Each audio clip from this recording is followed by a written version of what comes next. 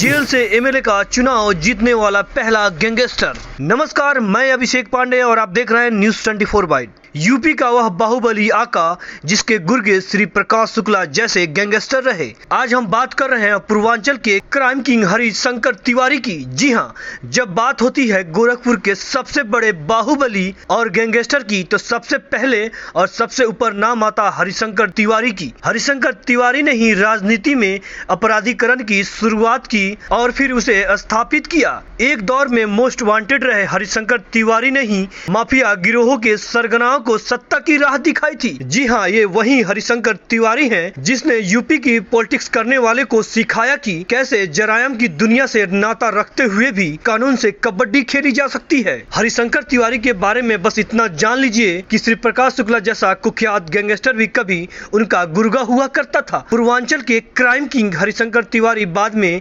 Mafia से माननीय और फिर मंत्री बन गए। फिर बाद में चुनाव हारे तो विरासत बेटे विनय शंकर तिवारी को सौंप दिया। वहीं इस बार उनके बेटे विनय फिर से गोरखपुर के चिलापुर विधानसभा सीट पर दावेदारी तो किया था, लेकिन चुनाव हार गए थे। बता दें कि यह सीट हरिशंकर तिवारी का गढ़ माना जाता है। 1985 से लेकर 2007 तक हरिशंकर तिवारी का यहाँ कब्जा रहा है। तो आइए उनकी कहानी को एकदम शुरू से जानते हैं। 1970 का दशक था। पटना यूनिवर्सिटी में चल रहे जेपी आंदोलन की आग गोरखपुर यूनिवर्सिटी तक पहुँच चुकी थी। छात्रों के नारे राजनीति में नई बुनियाद स्थापित कर रहे थे। यूनिवर्सिटी नेता बनने की नर्सरी बन चुकी थी। गोरखपुर यूनिवर्सिटी के नेता भला क्यों पीछे रहते, वे भी लग गए नेता बनने में। 1972-73 में हरिशंकर तिवारी ने राजनीति में एंट्री लिया। एमएलसी का चुनाव लड़े, लेकिन हार का सामना करना पड़ा। उस समय हरिशंकर तिवारी राजनीति के साथ साथ ठेकेदारी कर रहे थे। हरिशंकर तिवारी का जिक्र हो तो वीरेंद्र प्रताप शाही का नाम जरूर आता है। जब पूर्वांचल की सियासी दुनिया में बाहुबलियों का प्रवेश हुआ तो इसके सूत्रधार हरिशंकर तिवारी और वीरेंद्र प्रताप शाही ही थे।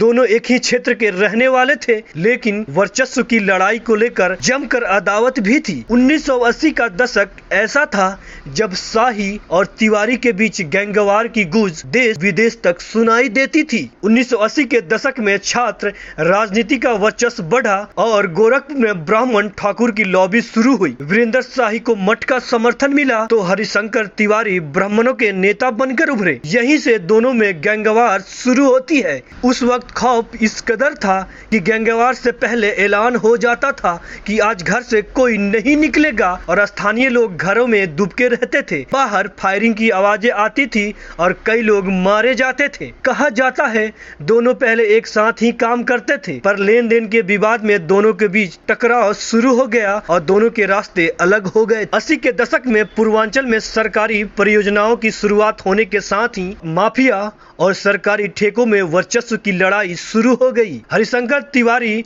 और वीरेंद्र प्रताप शाही का गुट पैसा कमाने के लिए रेलवे स्क्रैप की ठेकेदारी करने लगा। दोनों ने बढ़िया पैसा कमाया और हथियार भी खरीदे। दोनों गुटों के बीच कई बार गोरखपुर के बीच शहर में भिड़ंत हुई, गोलियां चली, कई निर्दोष लोग मारे गए। गोरखपुर में सरकारी व्यवस्था घुटने टेक चुकी थी। अब यहाँ दोनों की मर्जी ही चलती थी। कुछ ही साल में इटली में पैदा हुआ गैंगवार शब्द पूर्वांचल की पहचान बन गया। वैसे तो गाजीपुर और वाराणसी माफिया का बड़ा केंद्र रहा है, लेकिन इसकी शुरुआत गोरखपुर से हुई, जिसमें सबसे पहला नाम हरिशंकर तिवारी का आया था। गोरखपुर शहर इन दोनों गुटों को अच्छे से जान गया था। वीरेंद्र अपने महाराजगंज में तो हरिशंकर तिवारी गोरखपुर में दरबार लगाते थे। लोग अपनी समस्याओं को थाने या कचहरी ले जाने के बजाय इनके दरबार में पहुंचते और तुरंत निपटारा भी हो जाता। एक क्रम चल ही रहा था कि हरिशंकर तिवारी ने अपनी राह बदल ली। 1985 में हरिशंकर तिवारी जेल में बंद थे।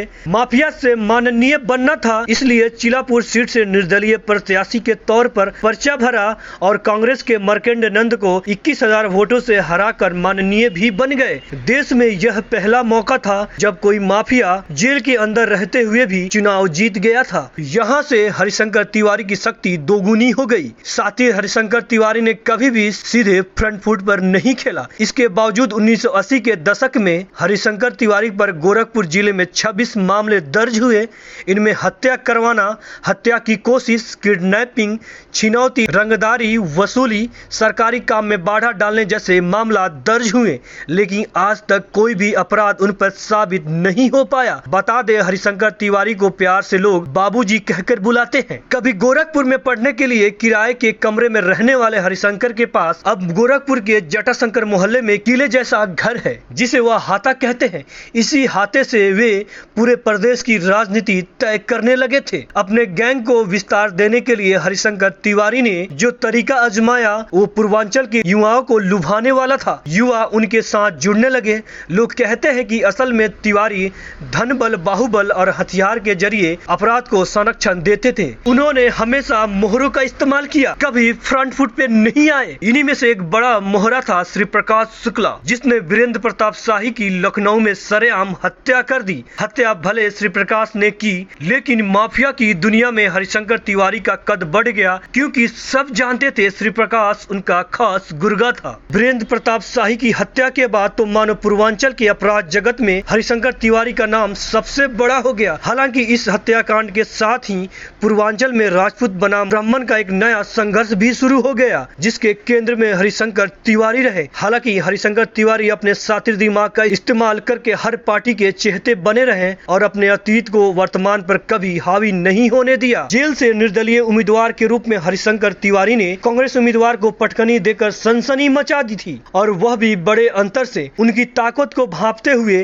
कांग्रेस ने भी अगले चुनाव में उन्हें टिकट दे दिया और 2007 तक गोरखपुर की चिलूपार सीट से उनकी जीत का सिलसिला चलता रहा। इस बीच वह अलग अलग दलों की जरूरत बनते रहे। 1998 में कल्याण सिंह ने अपनी सरकार में मंत्री बनाया तो बीजेपी के अगले ही मुख्यमंत्री बने राम प्रकाश गुप्त, और राजनाथ सिंह सरकार में भी वह मंत्री हुए। इसके बाद मायावती सरकार में मंत्री बने और 2003 से 7 तक मुलायम सिंह यादव की सरकार में भी मंत्री रहे। उस वक्त वीर बहादुर सिंह यूपी के सीएम हुआ करते थे। कहते हैं कि तिवारी और शाही दोनों पर नकेल कसने के लिए ही पहली बार यूपी में गैंगस्टर एक्ट लागू किया गया था। उनकी आधी ताकत प्रदेश को संभालने और आधी गोरखपुर में माफियाओं को संभालने में लगी रहती थी। माफियाओं को कंट्रोल करने के लिए उन्होंने गुंडा एक्ट बनाया। बता दे, हरिशंकर तिवारी पर आरोप तो न जाने कितने लगे, लेकिन साबित एक भी नहीं हो पाया। कहते हैं हरिशंकर तिवारी ने उस वक्त अपना दामन साफ रखने के लिए नायाब तरीका निकाला था। हरिशंकर तिवारी खुद जुर्म करते नहीं थे, बल्कि उसके लिए लोगों को हायर करते थे। कहते हैं हरिशंकर तिवारी के 2 शार्प शूटर थे, साहेब सिंह और मटनू सिंह। ये दोनों को जैसे ही हरिशंकर तिवारी का इशारा मिलता, एक काम पर लग जाते। इन हायर किए गए शूटर्स की वजह से हरिशंकर तिवारी की व्हाइट कलर वाली छवि बनी रही। हरिशंकर तिवारी की बात हो और श्री प्रकाश शुक्ला का नाम न आए, ऐसा हो ही नहीं सकता, क्योंकि वह श्री प्रकाश ही था जिसने सीएम को मारने की सुपारी ले ली थी। 2 गुटों की लड़ाई के बीच यूनिवर्सिटी का एक नया लड़का आया, नाम था श्री प्रकाश शुक्ला। खुराक बढ़िया थी, इसलिए शरीर पहलवान की तरह था। 1993 में श्री प्रकाश शुक्ला की बहन के साथ छेड़खानी हो गई। श्री प्रकाश को पता चला तो उसने राकेश तिवारी नाम के एक व्यक्ति की सरेआम गोली मारकर हत्या कर दी। इस हत्या के बाद श्री प्रकाश का नाम गोरखपुर के हर घर तक पहुंच गया। श्री प्रकाश शुक्ला को पुलिस खोज रही थी। उस वक्त श्री प्रकाश को संरक्षण दिया हरिशंकर तिवारी ने। बताते हैं कि हरिशंकर ने श्री प्रकाश को बैंकॉक भेज दिया था। मामला ठंडा हुआ तो वह वापस आ गया। श्री प्रकाश को पैसा, पावर और सत्ता चाहिए था, इसलिए उसने बिहार के सबसे बड़े बाहुबली सूरजभान सिंह के साथ हाथ मिला लिया। ये बात हरिवंश तिवारी को पसंद नहीं आई, लेकिन श्री प्रकाश ने इसी दौरान एक ऐसा काम कर दिया जो हरिशंकर तिवारी चाहकर भी कई वर्षों से कर नहीं पाए थे। हरिशंकर तिवारी के कहने पर श्री प्रकाश शुक्ला ने 1997 में महाराजगंज के बाहुबली विधायक वीरेंद्र प्रताप शाही की लखनऊ शहर के अंदर गोली मारकर हत्या कर दी। बहरहाल इस हत्या के बाद श्री प्रकाश ने कई और अपराध को अंजाम दिए। कहा जाता है कि श्री प्रकाश ने उस वक्त सीएम कल्याण सिंह की हत्या के लिए 6 करोड़ की सुपारी भी ले ली थी। इसके बाद वह सरकार की नजर में खटक गया और एसटीएफ ने उसका इनकाउंटर कर दिया। पुलिस के रिकॉर्ड में हरिशंकर तिवारी लंबे समय तक हिस्ट्री सीटर माफिया रहे हैं। छात्र जीवन में गोरखपुर के बीचों बीच एक किराए के कमरे में रहने वाले तिवारी का आज गोरखपुर के जटाशंकर मोहल्ले में किले जैसा घर है, जो पूरे गोरखपुर में तिवारी हाता के नाम से जाना जाता है। एक वक्त ऐसा आया जब उन्हें पूर्वांचल के किसी भी विरोधी माफिया से खतरा नहीं था, क्योंकि जो उनके लिए खतरा बन सके ऐसा कोई जिंदा ही नहीं बचा था। कहा जाता है कि उनके शूटरों ने सभी दुश्मनों को ठिकाने लगा दिया था। आप सोच रहे होंगे कि जेल जाना, हिस्ट्री सीटर, माफिया रहना, दर्जनों मुकदमों के बावजूद ऐसा इंसान चुनाव कैसे आ गया? इसके जवाब बेहद साधारण थे। हरिशंकर तिवारी ने वो पढ़ लिया जो सबसे आसान भी था और सबसे मुश्किल भी। हरिशंकर तिवारी ने चिलूपार की जनता का मन पढ़ लिया था। हरिशंकर तिवारी का चुनाव जीतने का वही पुराना फॉर्मूला था, रॉबिन हुड वाला। अपने इलाके के किसी गरीबों को परेशान नहीं होने देना, अमीरों का पैसा लूटकर गरीबों में बांट देना, किसी के घर शादी विवाह में पहुंचकर अनुग्रहित कर देना। हरिशंकर तिवारी ने यही फॉर्मूला अपनाया और कामयाब रहे। सुनने में अजीब भले लगे, लेकिन हरिशंकर तिवारी के लिए चिलूपार के लोगों के दिलों में खौफ और इज्जत दोनों एक साथ थी। हरिशंकर तिवारी जेल की सलाखों के पीछे रखकर भी साल 1985 से लेकर 2007 तक यानी लगातार 6 बार चिलूपार विधानसभा सीट से विधायक रहे। सिर्फ विधायक ही नहीं बल्कि 1997 से लेकर 2007 तक लगातार यूपी कैबिनेट में मंत्री भी रहे। हरिशंकर तिवारी का अपना अलग ही स्वैग था। निर्दलीय चुनाव लड़ो और हर पार्टी की सरकार में मंत्री रहो। लेकिन 2007 के चुनाव में पहली बार उनका जीत का रिकॉर्ड टूटा। पूर्व पत्रकार एवं बीएसपी उम्मीदवार राजेश त्रिपाठी ने उन्हें चुनाव में हरा दिया। इस चुनाव के बाद फिर 2012 में उन्हें दोबारा हार का मुंह देखना पड़ा और चौथे नंबर पर खिसक गए। 2 बार हार के बाद हरिशंकर तिवारी ने अपनी राजनीति विरासत बेटे विनय शंकर तिवारी को दे दी। हरिशंकर तिवारी अभी भी लोकतांत्रिक कांग्रेस से जुड़े हुए हैं। वहीं उनके छोटे बेटे विनय शंकर तिवारी ने अपने पिता का बदला लेते हुए 2017 के चुनाव में भारतीय समता पार्टी के टिकट पर राजेश त्रिपाठी को हराकर सीट पर फिर से अपना कब्जा जमाया, लेकिन 2022 के चुनाव में फिर हार गए हैं। उनके 2 बेटे हैं। बड़े बेटे भीष्म शंकर तिवारी गोरखपुर के संत कबीर नगर सीट से 2009 में सांसद रह चुके हैं, तो वहीं छोटे बेटे विनय शंकर तिवारी चिलापुर विधानसभा सीट से पूर्व विधायक रहे। फिलहाल हरिशंकर तिवारी की उम्र करीब 82 साल है। वे गोरखपुर के जटाशंकर मोहल्ले में स्थित अपने किलेनुमा घर में रहते हैं। 2012 में मिली हार के बाद उन्होंने एक भी चुनाव नहीं लड़ा, लेकिन चिलापुर इलाके में इनका वर्चस्व आज भी कम नहीं हुआ है। शायद यही वजह है कि 2017 की मोदी लहर में भी हरिशंकर तिवारी ने अपने छोटे बेटे विनय शंकर तिवारी को चिलूपार सीट से विधायक बनाने में सफल हुए। कहा जाता है कि अगर आपको यूपी की राजनीति में दिलचस्पी है तो आप हरिशंकर तिवारी को प्यार कर सकते हैं, नफरत कर सकते हैं, लेकिन उनको इग्नोर नहीं कर सकते हैं। Bureau report, news 24/।